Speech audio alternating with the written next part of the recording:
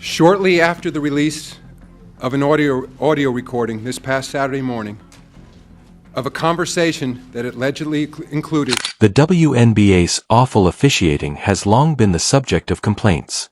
Much of it has long been written off as incapacity, but it goes much beyond that. The WNBA could be rigged from the top down, according to a recently leaked radio clip. We are discussing meddling and manipulation directly from the commissioner's office. This explains why Caitlin Clark is being singled out in each game. To support it all, an internal probe has even been launched. However, is this the true cause of the league's silence as Caitlin Clark continues to be harassed? Come on in. According to the recording, there may have been a list of references under Kathy Angelbert's covert salary. Kickbacks and bribery were linked to Angelbert, the senior executive. Rumors of off-book vacation incentives and advisory money following extremely contentious games. Providing special treatment to some players while ignoring the others is the covert goal. Given that recent games have raised serious concerns about the officiating, particularly in relation to a certain Caitlin Clark, this may be the largest crisis the WNBA has ever seen. Although there are several instances that seem to lend credence to this hypothesis, none are as notable as the last 2 seconds of the Fever vs. Liberty game. After a tactical Fever timeout, the game just began in the hopes of a spectacular conclusion. It appeared to be possible. Just before she was brutally removed from the ball, Sophie Cunningham threw the ball directly to Caitlin Clark, who attempted to position herself for the shot. There was clear contact, but no foul was called. Screening action down low. Clark has to get open. 1 second left. Clark doesn't get the shot off. Cloud locks her up, and New York comes into Indianapolis and takes the checkered flag. Despite the fact that that one occurrence was crucial to the game, the referee completely ignored Clark and the entire Fever complaint. In the end, the Liberty prevailed 90-88.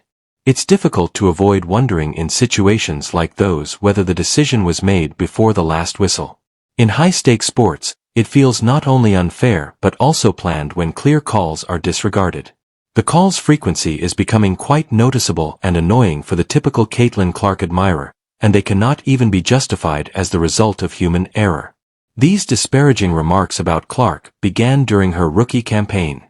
She has consistently been the target of flagrant calls and heavy fouls. The Fever's season came to an end in Game 2 of the WNBA playoffs when they lost to the Connecticut Sun 87-81. However, the game's officiating was what made the news. Clark pulled up for a deep three just over 3 minutes into the first quarter, but Dana Bonner's aggressive contest knocked him off balance. She turned to face the officials, expecting to hear a whistle, but she received no response. To rebound against Indiana, something Connecticut did very well in the first quarter of Game 1. Here's Clark, 3 to shoot. Gonna have to hoist from the logo, an air ball, and Clark wanted a foul. Felt like Bonner ran into her, but a shot clock violation. Caitlin Clark put up with a lot of physical play during a hard-fought 103-88 loss to the Seattle Storm, which the officials largely disregarded. When laying a screen early on, Storm forward Ezi Magagor made clear body contact and pushed Clark off balance, but the referees chose not to call it. Or the occasion when Caitlin Clark absorbed a few hits before reaching the hoop during one of her outrageous drives. The referee barely raised an eyebrow. One-on-one, Sammy Whitcomb with 8 seconds left. Goes around to Gumake, drives baseline, and shot rejected by Ezi Magagor. Second opportunity is up and in by Nalissa Smith. Why does it seem like the WNBA is catching up to the one player who is truly saving the league rather than shielding her? That is the obvious question. This is the compensation she receives. I don't know how fair that is, but what I will ask you is this. Clearly, her return has obviously generated additional eyeballs. I have no doubt that the ratings are going to show as much. How receptive do you believe the WNBA is going to, I'm not talking about the league, but the players within the league are going to be towards Caitlin Clark moving forward now that we've seen what her absence, what kind of impact her absence provides? It's getting harder to ignore the elephant in the room as Caitlin Clark continues to break viewership records. For some reason, even if Caitlin Clark's influence is obvious, it still seems like the league is making a concerted effort to highlight someone else. One athlete has escaped unharmed despite all the controversy and harsh treatment Caitlin Clark has endured. She appears to be the league's favorite with each game and whistle that goes by. None other than A'ja Wilson, the number 22 Las Vegas ace.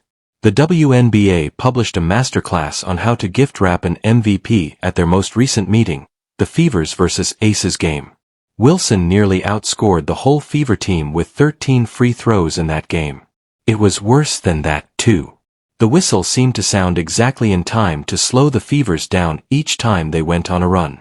The people know their GOAT, and it is not A'ja Wilson, despite the WNBA's valiant attempts to portray her as a queen and put her on fans' radars.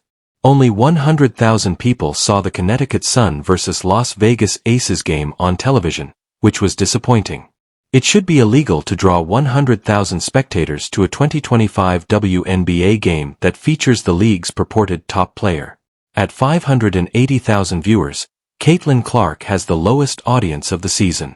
Although it is obvious who is in charge of this league, the WNBA has already decided where they will set up shop. Furthermore, it is regrettably outside of Caitlin Clark's domain. The situation has grown so bad that even coach Stephanie White was unable to remain silent. She has been vocally criticizing the treatment in her post-game comments. I thought she got fouled. I think it's pretty egregious what's been happening to us the last few games.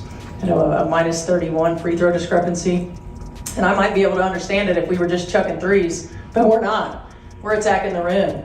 And the disrespect right now for our team has been pretty unbelievable. Although they may not always be experts, fans typically have accurate theories and are able to detect when something doesn't smell right. The most recent one has to do with finances. Consider it. What are the ways that sports might generate income? Placing bets.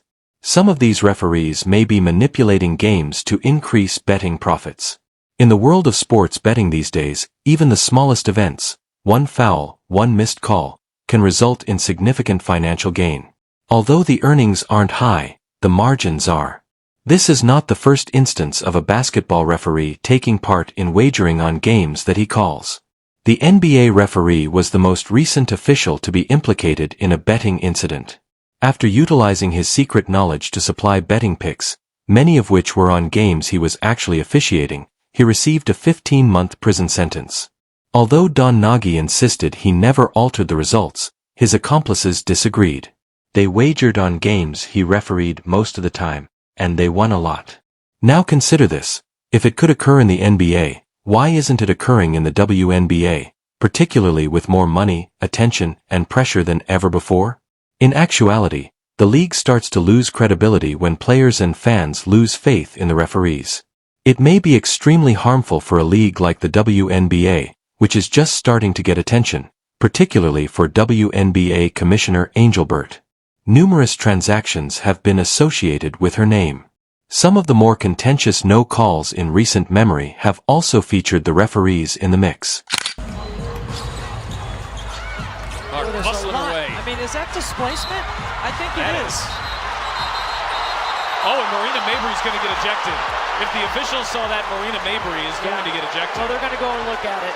Why hasn't she stood up to defend herself yet, assuming that all of the charges against Engelbert are untrue? Why hasn't she given the media her blessing? There will be problems for the WNBA and its reputation if its leadership cannot be relied upon. A group of supporters has already begun to push for Engelbert's resignation. And that agenda will gain momentum the longer issues like this continue to exist. For the sake of the game, we hope that everything was merely a fabricated story or that it may be used as a justification for poor officiating. However, these are increasingly more than simply a few poor decisions. There is no doubt that this is something larger. Time is not on the WNBA's side, so whatever action they decide to take to clear up this expanding situation must be taken quickly. Losing the confidence of their largest financial supporters is the last thing they want. Sponsors dislike uncertainty, and they most certainly do not want to be connected to a league that takes pride in being a champion for women's empowerment and whose leadership is the subject of accusations strong enough to warrant a federal investigation. Some individuals think that Adam Silver and the NBA ought to assume control of the WNBA and steer it in the proper direction. Although it may seem like a dramatic move, you can't help but wonder if the league is in dire need of it. That action would ultimately result in the referees being held responsible. At this point, something has to change quickly, so the fans would finally feel like their views mattered and the leadership would get a much-needed reset. Therefore, let's lay all of our cards on the table. Fans are incensed, referees are making or not making gammy-turning calls, and one star looks to continue to gain from every whistle. Internal probes, stolen communications, and a commissioner who has so far remained utterly mute as the internet rages are all on the table. A league that is attempting to expand and establish itself while balancing legitimacy and manipulation looms over all of this. This goes beyond simply one missed foul or Caitlin Clark or Asia Wilson.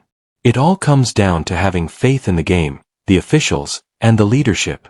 Fan support isn't the only thing that could disappear if the WNBA doesn't take quick action. It is the players, the sponsors, and the league's overall future.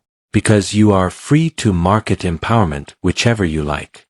Players won't play, spectators won't watch, and the league won't survive if the game doesn't feel fair.